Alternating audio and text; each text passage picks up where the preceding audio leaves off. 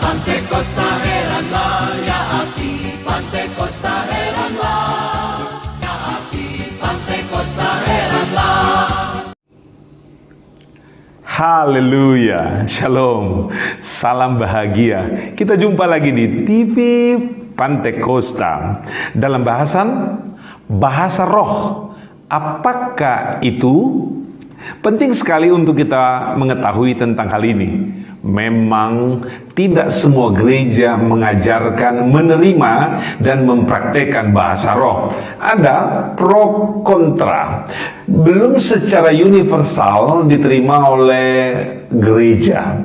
Jadi praktek-praktek Kristen memang terbagi dalam beberapa kelompok. Untuk hal ini gereja-gereja Protestan, Presbyterian, Anglikan tidak mempraktekkan bahasa roh. Tapi gereja-gereja yang terhimpun dalam aliran karismatik dan Pentakostal melakukan itu secara konsisten. Nah, kita tengok Alkitab.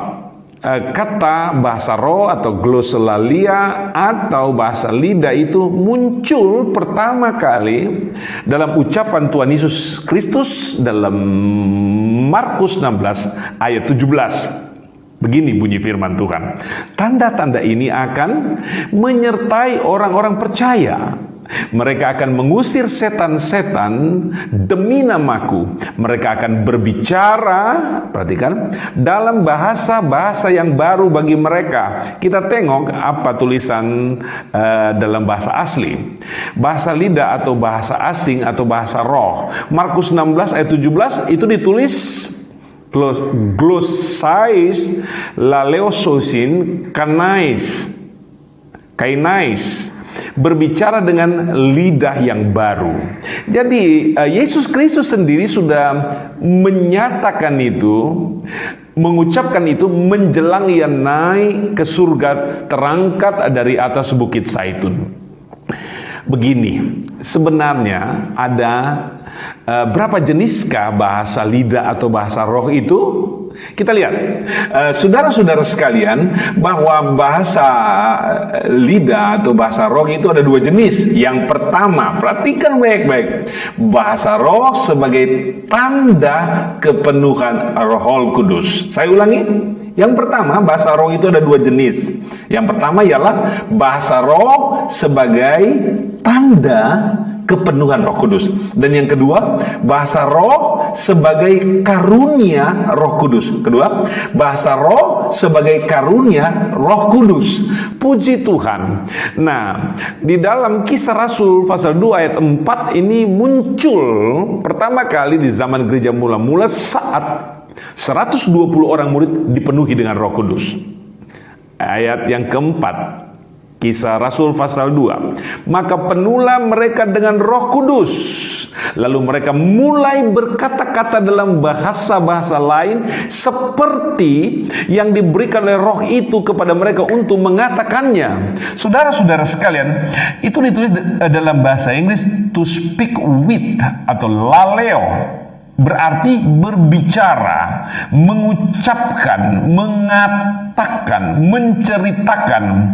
Dan kemudian glossa atau tongues, lidah atau bahasa yang digunakan, lidah dengan implikasi berbahasa itu muncul, kemudian diterjemahkan sebagai bahasa-bahasa yang lain atau bahasa lidah atau bahasa roh.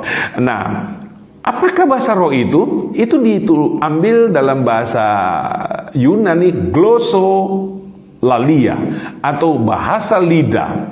Berarti berasal dari kata Yunani glossa yang berarti lidah dan lalo yang berarti berbicara. Saudara-saudara sekalian, di Indonesia kata glossolalia ditemukan dalam Alkitab dan dicatat sebagai bahasa roh. Walaupun demikian, itu juga sering disebut sebagai bahasa lidah, atau kadang-kadang disebut sebagai berbicara dalam lidah asing. Tiga hal ya, bahasa roh, bahasa lidah, berbicara dalam lidah asing. Tapi ini sebenarnya paketnya sama saja. Nah, kita akan bahas sekarang mengenai bahasa roh itu dalam dua jenis. Yang pertama, bahasa roh atau bahasa lidah sebagai tanda kepenuhan Roh Kudus. Saya kembali membaca dalam Kisah 2 ayat 4. Perhatikan baik-baik. Maka penuhlah mereka dengan Roh Kudus, lalu mulai berkata-kata dalam bahasa-bahasa lain seperti yang diberikan oleh Roh Kudus itu kepada mereka untuk mengatakannya. Catat baik-baik ya. Kita harus tanamkan dalam batin kita bahwa itu adalah bahasa yang ditaruh oleh Roh Kudus kepada mereka untuk mengatakannya. Jadi mereka tidak boleh mengucapkan itu secara kemauan sendiri atau kemauan pikiran, kemauan hatinya sendiri, tetapi bahasa roh sebagai tanda kepenuhan Roh Kudus itu betul-betul produk dari Roh Kudus tanpa campur tangan manusia.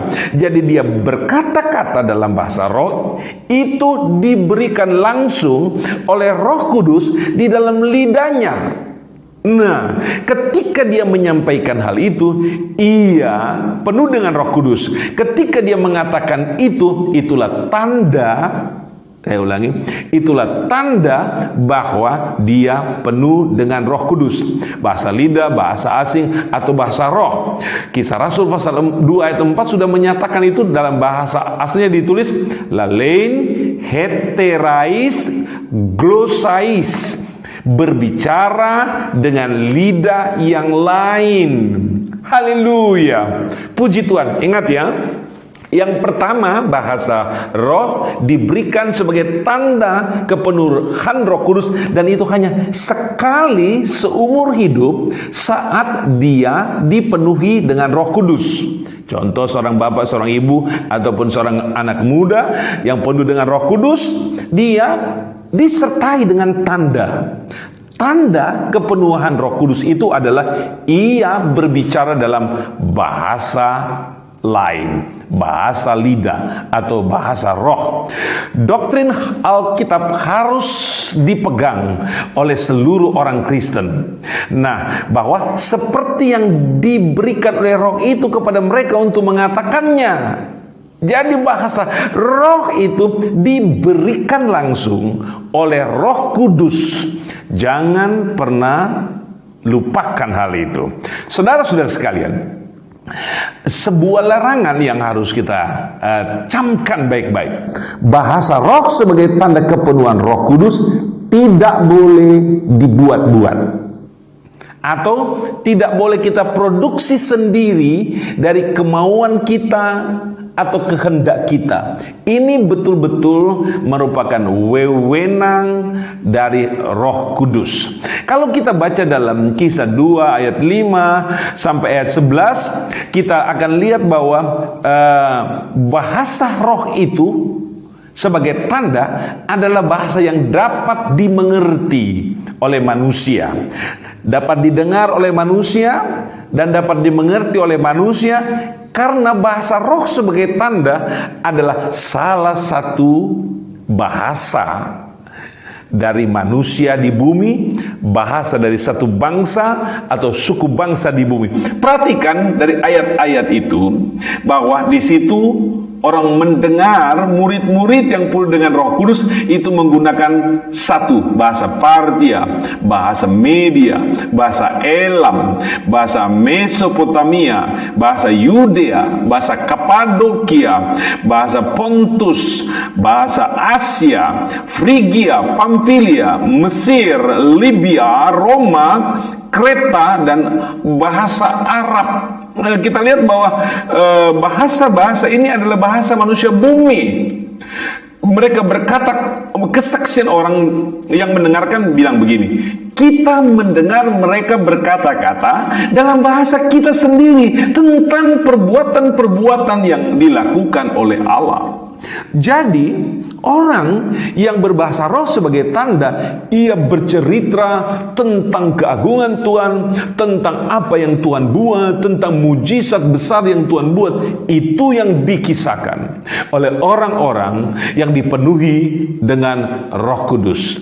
Nah, bahasa roh sebagai tanda itu adalah bahasa yang langsung dapat dipahami karena menggunakan bahasa manusia, dapat dimengerti jika di situ ada orang, misalnya orang yang mengerti bahasa Partia, bahasa Kapadokia, atau bahasa Arab, atau bahasa Mesir, dapat dipahami. Jangan kita salah, ini bukan ucapan-ucapan sembarangan. Kata-kata yang diucapkan sesuai dengan kemauan kita. Itu salah. Salah persepsi dan salah interpretasi. Jangan kita salah. Sekarang kita masuk yang nomor 2. Bahasa roh sebagai karunia atau karunia lidah. Beda lagi. Bahasa roh sebagai tanda kepenuhan Roh Kudus hanya sekali terjadi seumur hidup, yakni waktu kapan? Waktu penuh dengan Roh Kudus. Nah, yang kedua, bahasa roh sebagai karunia. Nah, bahasa roh sebagai karunia lidah ini itu dapat dipergunakan sewaktu-waktu. Dapat dipergunakan sewaktu-waktu. Kita lihat dalam 1 Korintus 12 ayat yang ke-10. Kepada yang seorang roh memberikan kuasa untuk mengadakan mujizat, dan kepada yang lain ia memberikan karunia untuk bernubuat, dan kepada yang lain ia memberikan karunia untuk membedakan bermacam-macam roh. Kepada seorang ia memberikan karunia untuk berkata-kata dengan bahasa roh, dan kepada yang lain ia memberikan karunia untuk menafsirkan bahasa roh itu.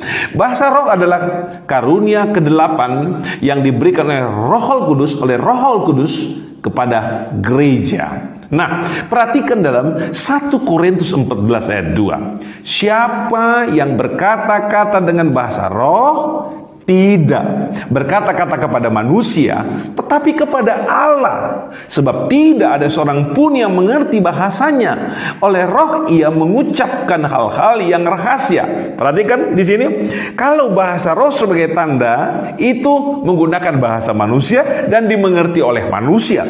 Tetapi bahasa roh sebagai karunia tidak dimengerti. Seorang pun tidak ada yang tahu, karena ia mengucapkan itu menggunakan bahasa dari roh itu sendiri, dari Roh Kudus itu sendiri. Dan perhatikan, ada 3 hal yang penting. 1, siapa yang berkata-kata dengan bahasa roh? 1, tidak berkata-kata kepada manusia, tetapi kepada Allah. Berbeda bukan? Kalau yang kita ketahui bahasa roh sebagai tanda, bagaimana orang yang penuh dengan Roh Kudus itu mempermuliakan perbuatan-perbuatan besar dari Tuhan. Tapi bahasa roh sebagai karunia, ia berkata-kata kepada Allah. Nomor 2, tidak ada seorang pun yang mengerti bahasanya. Kenapa? Nomor 3, karena oleh roh itu sendiri dia mengucapkan hal-hal yang rahasia. Saudara-saudara yang diberkati oleh Tuhan. Nah, karunia bahasa roh itu 1, ingat baik-baik, tidak bisa dibuat-buat. Gak boleh itu. 2, tidak bisa ditiru. Yang ketiga, tidak bisa diajarkan. 4, tidak bisa seragam ucapannya. Karena Roh Kudus akan memberikan secara spesifik kepada seseorang untuk mengatakannya.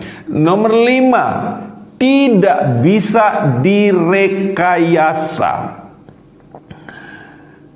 Jadi saudara-saudara sekalian, penting sekali untuk kita tahu tentang hal ini karena ada banyak penyelewengan di sana mengenai penggunaan dan praktek bahasa roh itu sendiri. Saudara, ada dua jenis bahasa roh atau bahasa lidah yang kita tahu bahwa bahasa lidah yang dimengerti oleh orang lain. Saya ulangi lagi, Kisah 2 ayat 4. Yang kedua, bahasa roh yang mesti ditafsirkan dan tidak dimengerti oleh orang lain kalau tidak diinterpretasikan atau tidak ditafsirkan. Dalam 1 Korintus 14 ayat yang kedua. Kita lanjut. Saudara-saudara sekalian, bahwa ada terjadi di Kaisaria. Bahasa roh terjadi di Kaisaria. Dalam Kisah 10 ayat 44, ketika Petrus sedang berbicara demikian, turunlah Roh Kudus ke atas semua orang yang mendengarkan pemberitaan itu, dan semua orang percaya dari golongan bersunat yang menyertai Petrus tercengang-cengang karena melihat bahwa karunia Roh Kudus dicurahkan ke atas bangsa-bangsa lain, sebab mereka mendengar orang-orang itu berkata-kata dalam bahasa roh dan memuliakan Allah. Ini kita tengok bahwa bahasa roh memenuhi orang-orang yang bukan orang Yahudi, bukan orang Ibrani, bangsa-bangsa kafir yang menerima Tuhan Yesus, dan mereka berkata-kata dalam bahasa roh memuliakan Allah. Jadi bahasa roh itu bukan cuma untuk gereja mula-mula, tapi bahasa roh itu juga dapat terjadi di akhir zaman. Di Efesus lebih jauh dari Kaisaria. Ini di Asia Kecil atau di Turki. Kisah 19 ayat 6. Dan ketika Paulus menumpangkan tangan di atas mereka, turunlah Roh Kudus ke atas mereka, dan mulailah mereka berkata-kata dalam bahasa roh dan bernubuat. Kita lihat bahwa jangkauan dari Roh Kudus itu bukan cuma seputaran orang Galilea atau di daerah Yerusalem, tetapi di Kaisaria, bahkan sampai ke Efesus dan terus sampai ke seluruh dunia. Ini merupakan gift, karunia besar untuk gereja. Haleluya. Ada hal yang penting sekali yang saya mau share di sini.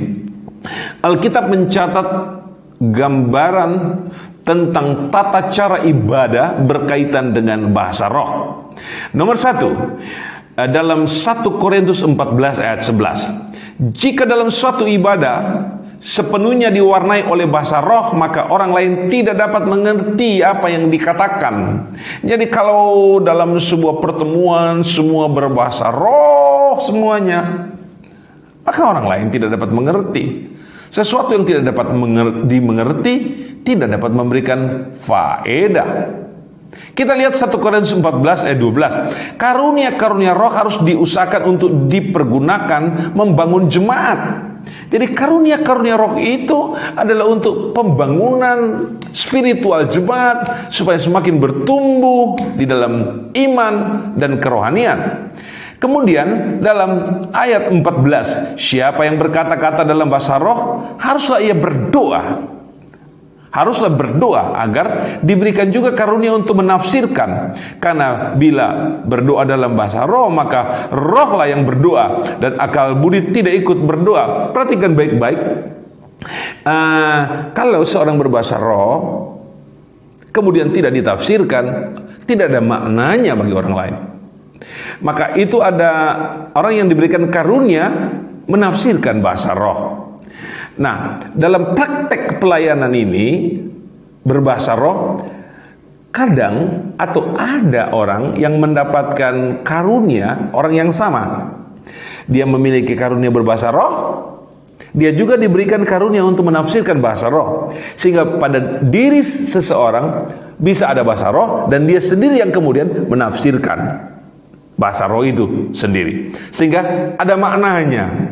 Apa maksud dari bahasa roh itu dapat ditafsirkan. Atau seorang berbahasa roh, ada orang lain yang menafsirkan, mengartikan bahasa roh itu sendiri. Dan itu kita banyak mendengar, melihat terjadi dalam praktek-praktek pelayanan, dalam persekutuan doa, dalam ibadah. Nomor 4, oleh karena itu dalam suatu ibadah atau pertemuan jemaat, Paulus menyarankan dan menekankan agar didominasi dengan penggunaan bahasa yang dapat dimengerti semua orang. 1 Korintus 14 ayat 19, supaya menjadi manfaat dan guna besar bagi pertemuan ibadah itu sendiri. Nomor 5, jika ada yang berkata-kata dalam bahasa roh, haruslah ada orang yang dapat menafsirkannya. 1 Korintus 14 ayat 27. Ini sebuah chemistry spiritual yang bagus. Orang memiliki karunia berbahasa roh, tetapi ada yang memiliki kemampuan untuk menafsirkannya. Nah, orang itu harus memiliki karunia menafsirkan bahasa roh supaya ibadah berlangsung tertib, berlangsung baik, semua mengerti dan semua mendapat berkat. Puji Tuhan. Sekali lagi saya mau tekankan kepada kita semua bahwa bahasa roh itu, bahasa lidah itu ada dua. Yang pertama, bahasa roh atau bahasa lidah sebagai tanda kepenuhan Roh Kudus. Dan itu hanya terjadi satu kali seumur hidup saat dipenuhi dengan Roh Kudus. Yang kedua, bahasa roh sebagai karunia Roh Kudus. Itu diberikan sebagai karunia dan akan menetap pada orang tersebut selama dia belum ditinggalkan atau tidak ditinggalkan oleh Roh Kudus, dan dapat dipergunakan olehnya sendiri ketika dia berdoa pribadi, dan dapat digunakan dalam jemaat untuk memberkati jemaat tentang hal-hal yang indah dan rahasia yang Tuhan titip di dalam batinnya melalui roh itu sendiri. Puji Tuhan, hendaklah kita selalu disertai, dipimpin, dan dibimbing oleh Roh Kudus. Puji Tuhan, Tuhan Yesus memberkati kita. Amin.